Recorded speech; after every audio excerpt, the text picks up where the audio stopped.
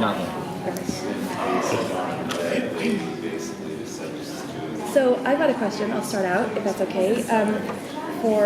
Obviously for both of you. So, Austin, what is it like? As a composer, you have your own process that you've built and changes with me. Very accurate. How does your process, when working with a director, how can that influence your process? Not just but with what the end product ends up being, but can that affect how you go about changing instrumentation, changing character theme, etc.? Yeah, everything is subject to change based on the collaboration because different directors like to work different ways. And for me, the most important thing is optimizing the process so that we get the best result. So some people are very hands-off and they're like, just send it to us when you're ready. You know, they love to just roll with it. And then other people are the diametric opposite of that, and they want to know why you chose this and that, every single tiny little decision, and get in there and 50 alternate versions and all that kind of stuff, and then everything in between. And my attitude is like, I'm happy to roll with. I can find a way to express myself in just about any director's style, I think. There's some that make it hard, but I like the collaboration because then I end up writing stuff I wouldn't have written on my own, and that's always the goal, is to get outside of myself somehow. So yeah, definitely yes, basically. And Matt, what is it like for you when you start a new project and you know there's going to be a soundtrack involved, and you know you have to go through the process of selecting your composer? What is it like for you? What influences your choice in composer? Is it their past work? Maybe you've worked with them before, you know they're easier to work with, or you know that they're capable of producing the sound that you're going for? Well, I've only really worked with Austin. So. It's like I'm dying to hear the answer.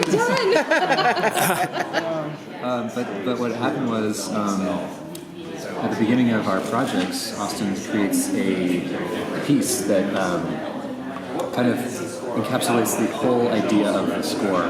We tell him about what we're making a video game, what it's supposed to be, what it's trying to be, and then we say, what do you think that sounds like? And he creates this piece that is kind of the overture. And that really gives us a sense of the project in a new light. And Austin has a knack for really nailing it on that piece. And I think that once you hear that, you're just like, yeah, this is what it's got to be. So it's really a kind of cool way to help see the project in a new light. Obviously, you say you two have only worked together with each other. Can you talk a little bit about your guys' relationship and the regularity of working together continuously and challenges, even being friends that may present for projects? Sure. I mean, Austin's worked with a bazillion cool directors and projects, but I work on video games that take a very long time, so I've only done a few games, but as we've worked together, we first worked together on Journey and started to understand each other's style. And what I felt like was happening was I was getting inspired by his music, and then the music was getting inspired by the visuals we were making, and there was this constant cycle between both. Yeah, it was very much this round. Like, to me, the art that he created for Journey is the music. Yeah. It was just looking at it and saying, how do I translate this? It's saying so much through just pixels, basically.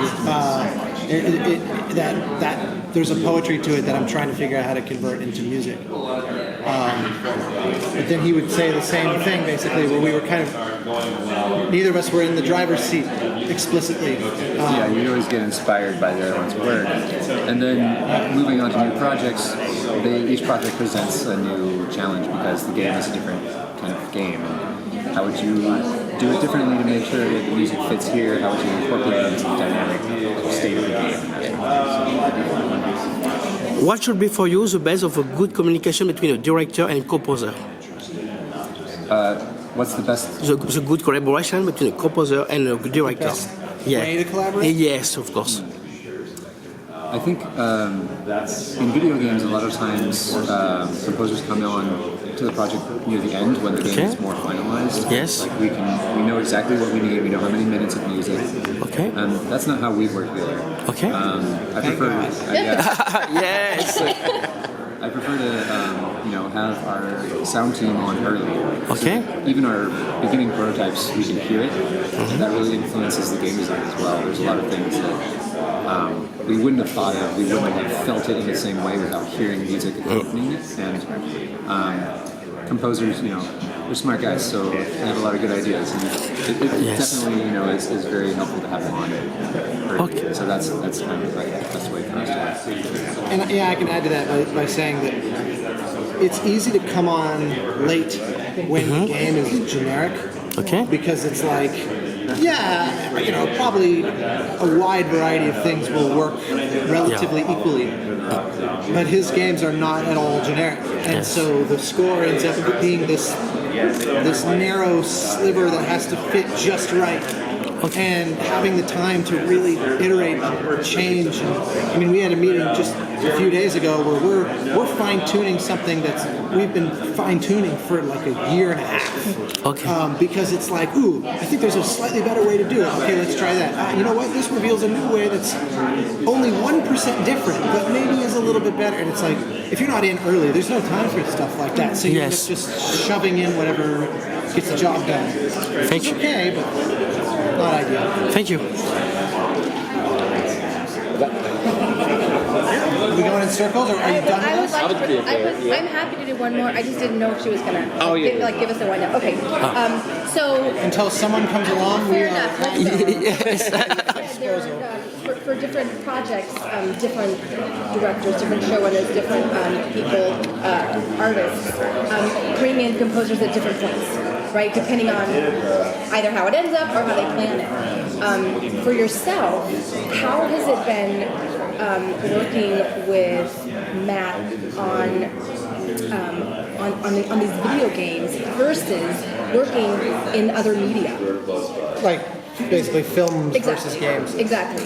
Well, one of the things that's really cool about games is that if you come in super early like we do, there's actually really substantive work I can do as a composer to help inform, we can find it together, and our experiments together can help the rest of the team, because music becomes a form of concept art where it's like, we want the game to feel like X, and if we manage to come up together with a piece of music that feels like X, then everyone else on the team can kind of check their work against that. Like, okay, here's my latest sort of prototype of this type of gameplay. How does it make me feel? Well, does it make me feel like that piece of music did? If not, then maybe this needs more work. And of course that goes both ways. Like, I'll play the game and I'll say, wow, that actually feels even more like what I'm going for than the music did. But I needed the music as that leaping off point to kind of be able to identify that, et cetera, et cetera, et cetera. There's not much equivalent to any of that on movies. Every time I work on a film, it's like, I can read a script.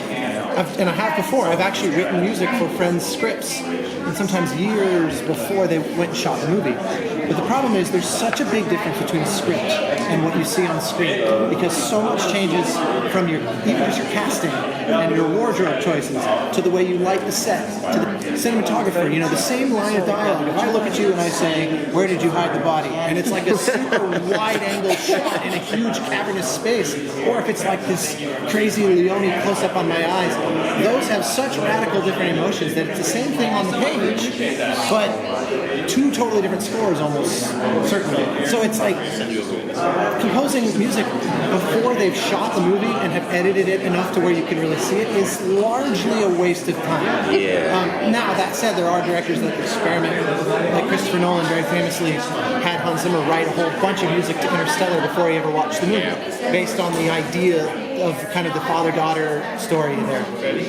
And so that does happen. But practically, you end up reconstructing it so heavily once you see the footage, because everything's going to just be a kind of a mess at best, if not just wholly useless.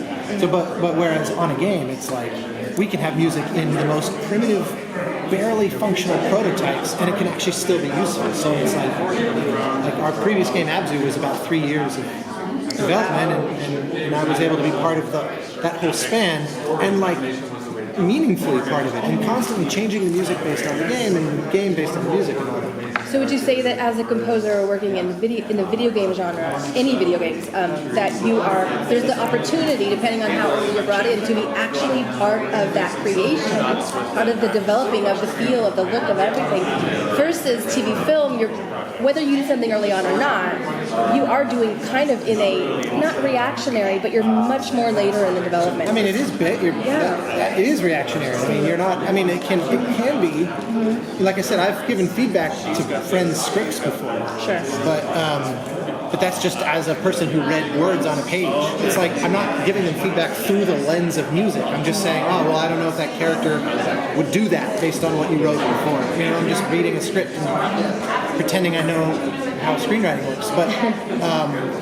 But no, like with what we're able to do, you know, we can really deeply iterate and change. And I worked on one game, for example, a different franchise where there was these characters, and I pitched the idea that they would sing when they were kind of wanting to exalt the gods. And so that led to a whole discussion with the writer about, like, why do people sing? It was a fictional universe inspired by Viking mythology, and it was like, what if singing has like this sacred role, and people only do it under very specific circumstances? It's not a hobby. It's not. It's like religious in nature only, within the nature of. So I was able to actually kind of change the lore of the world just because it seemed like a cool place to put music, and then it led to this deep dive of a discussion about like what the role of singing would be, so that you can't do that on a movie unless you're like co-writing the script or something. Which yeah, no, it's awesome to be able to be part of it, you know, early and often and meaningfully. So could you guys talk about maybe future projects that may be coming up in 2019 or beyond? Yeah, we're working on a game right now called the Panelists. Okay. And it's a pretty cool thing. It's this adventure game. You're a hunter in the forest. You have an evil companion, and you go on this mythic journey. And what's really cool about it musically is, unlike a lot of your kind of standard video game scores, instead of the music reflecting what area you're in, it reflects the state of this character's story. So as you go through the game, the music evolves as the character's arc evolves. And that gives it much more of a cinematic quality. I was literally about to say that. Yeah. If you imagine a movie where they scored it based on like, oh, the character's going in this room, there's always this soundtrack in that room. It's like, it's insane. Right? That's right. Like that's how video games are. Yep, so that's like, right. We're trying It's to a do total failure of storytelling for most games, I think, because of that. And it's this kind of it's just this kind of simple idea, but we're trying to take it into the next level, and in order to do that, you really have to think about it differently. Yeah. And so I think that the Panelists is going to have this really cool dynamic score. So we're very excited about it. Right on. Thank you so much. Perfect, thank you. Yeah, well, I think that's our time. Are you guys three different? Yeah, Yes. yes, Kind of tag teaming? Yeah. Where? The Outlander podcast and the All Souls podcast. I'm JVS from Washington, D.C. Media online and YouTube channel. I am Boris from France, near Paris, and I did it. Never heard yes. Yes. And my website is on movies, music, series, and other things. Cool. Thanks so much. It just dawned on me about halfway through that. I was like, I actually have no idea who we're talking to. Thank you. Thanks.